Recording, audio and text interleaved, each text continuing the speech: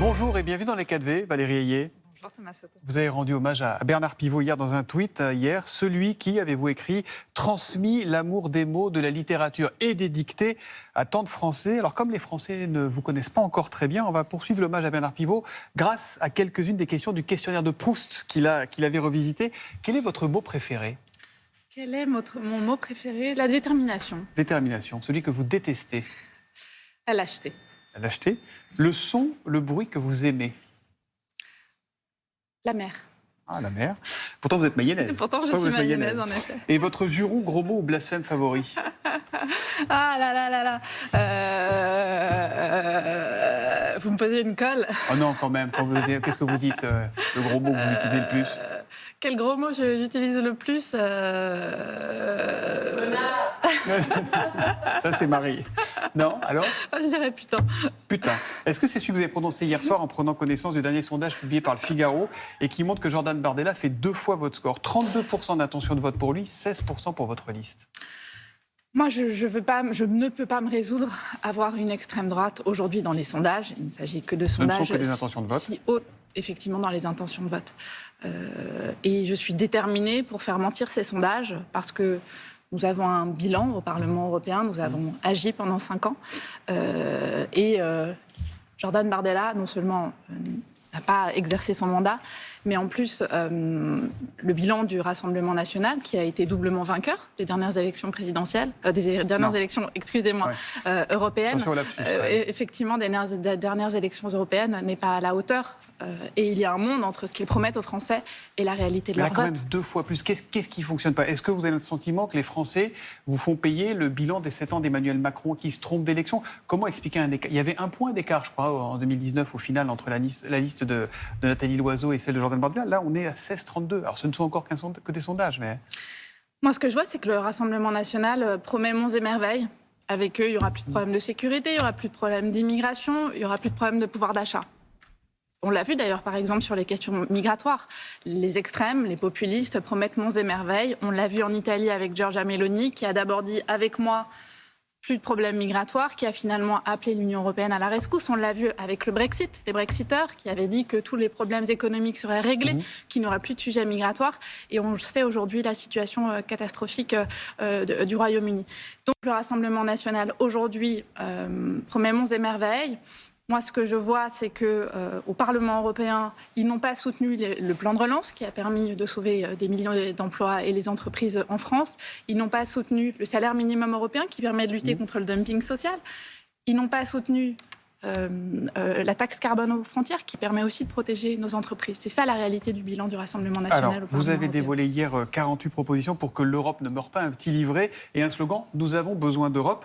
Cette campagne, elle paraît loin en français, donc on va essayer d'être très concret. Vous voulez la protéger, l'Europe, avec du protectionnisme assumé. Ça peut concerner ce qu'évoquait Axel de Tarlé, le slip français, par exemple, qui est victime du dumping chinois.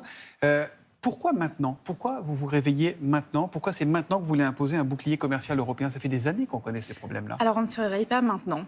On est arrivé, nous, en responsabilité en 2019 au Parlement européen. On a fait bouger les lignes. Évidemment, ça n'est pas suffisant, mais on est arrivé au Parlement européen et dans une Europe qui était ouverte à tous les vents. On le sait, la crise sanitaire. On a mis en place des outils sur la question commerciale. Alors, il y a quelques années, le port du Pirée, en Grèce, a été acheté par les Chinois. C'était une énorme erreur stratégique. On a mis en place un mécanisme de filtrage des investissements pour permettre à l'Europe et aux États de s'assurer que sur les investissements stratégiques, des puissances étrangères ne les achètent pas. Pendant longtemps, trop longtemps, nos marchés publics étaient ouverts aux entreprises chinoises sans condition, mais le marché public chinois n'était pas ouvert à nos entreprises. On a imposé et on commence à imposer la réciprocité. Donc il y a eu des progrès là-dessus déjà. Bien sûr, maintenant, c'est le temps de la mise en œuvre. Parce qu'on respecte le droit international et les règles, on a mis en place des outils. Maintenant, il faut les mettre en œuvre.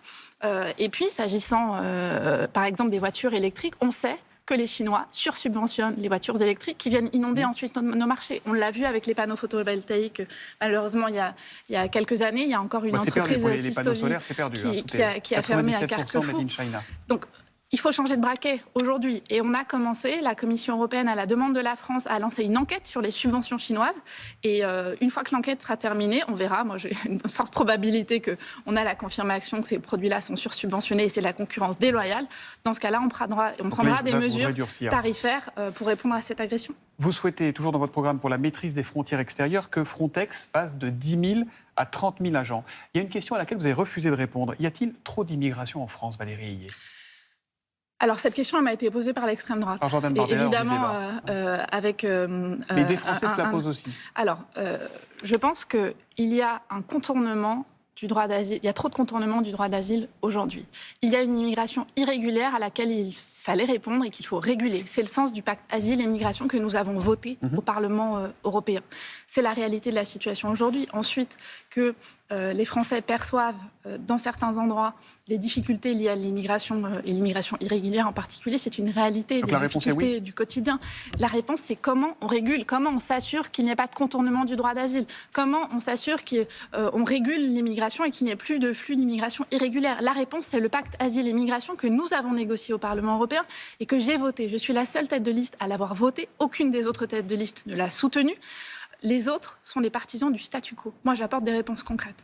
Cette campagne, elle se déroule dans un climat assez tendu. Manon Aubry, la tête de liste LFI, vous accuse, vous et d'autres, d'avoir des compléments de revenus en plus de votre rémunération de députée européenne, avec le soupçon que ces rémunérations proviennent de lobbies. Elle en a même fait une campagne sur les réseaux sociaux et sur Twitter. Est-ce que c'est vrai, déjà ? Je vais vous dire, je suis consternée. Je suis consternée puisque, effectivement, je suis là. Donc, je gagnerai entre 12 000 et 60 000 euros. Et je serai payée par des lobbies. En plus de vos indemnités, c'est l'accusation. Oui, et donc je constate qu'il y a un certain nombre de candidats dans cette élection qui ont un certain problème avec la vérité. Non seulement je ne suis évidemment pas payée par des lobbies, et je ne sais même pas à quoi ces revenus font référence. Les seuls revenus que j'ai perçus par ailleurs, c'était mes revenus mes indemnités d'élu local, parce que j'ai été conseillère départementale. Donc je ne sais même pas si c'est ce à quoi Manon Aubry fait référence. Vous allez l'attaquer ou pas ? Qu'est-ce que vous allez faire ? Ce que je lui demande, c'est de retirer son tweet. Évidemment, et puis si elle ne le retire pas, évidemment, je porterai plainte pour diffamation. On ne connaît pas encore l'intégralité de votre liste, il y a 81 candidats ou candidates. Je la dépose tout à l'heure. Tout à l'heure, justement, vous allez pouvoir me répondre. Est-ce qu'Elisabeth Borne sera sur cette liste, l'ancienne Première ministre ? Elisabeth Borne sera sur cette liste, je vous le confirme. En quelle position ? Elle poussera la liste. Donc 81e. Exactement. 81e pour elle nous fait cet honneur. L'ancienne Première ministre. Sera-t-il possible de ne tirer aucune conséquence nationale du scrutin du 9 juin ? C'est compliqué de dire que l'Europe est au cœur de tout et de ne pas en tenir compte quand même, non ? Moi, ce que je dis aux Français, c'est qu'on est dans un scrutin qui est important. Et ce que je dis à mes adversaires, il ne s'agit pas de refaire le match de 2022 ou de préparer celui de 2027. Le scrutin, il est trop important. Les défis qui sont devant nous sont trop importants. La lutte contre le changement climatique, le fait de nous protéger. Mais ma question, ce n'est pas tout à fait celle-là. C'est est-ce que l'élection du 9 juin devra avoir des conséquences le 10 en France, quel que soit le résultat ? Moi, je fais le match le 9 juin et je suis confiante pour la majorité présidentielle. Il y a les grands principes et puis il y a les résolutions votées au Parlement européen. Les résolutions votées et la réalité de l'autre. Vous dénoncez sans ambiguïté le génocide des Ouïghours. On vous a entendu là-dessus. Et pendant ce temps, le président chinois, Xi Jinping, est reçu comme un roi à Paris ces jours-ci. Est-ce que ça vous pose un problème ? Alors, le président de la République est dans son rôle en tant que chef de l'État. Il faut parler à Xi Jinping. Bien évidemment, la Chine joue un rôle majeur dans le jeu mondial. Il faut pouvoir lui parler parce que... Avec autant de faste ? Il faut pouvoir lui parler parce que la Chine joue un rôle dans le règlement du conflit en Ukraine. Parce qu'on a des défis qui sont communs, donc, notamment la lutte contre le changement climatique, il y a les défis économiques. Mais avec autant de faste ? La question, c'est surtout quel cadre de discussion. C'est le cadre qui a lieu pendant les 2 jours, ce qui n'empêche pas, bien évidemment, et je dirais même assurément, d'avoir aussi un dialogue direct et franc sur l'ensemble des sujets. On a commencé avec Bernard Pivot, on va finir avec lui. Dernière question. Si Dieu existe, qu'aimeriez-vous, après votre mort, l'entendre vous dire ? C'est la dernière question de son questionnaire. La vie est belle. Voilà. Merci beaucoup à vous, Valérie, d'être venue dans les 4V et bonne journée. Merci à vous.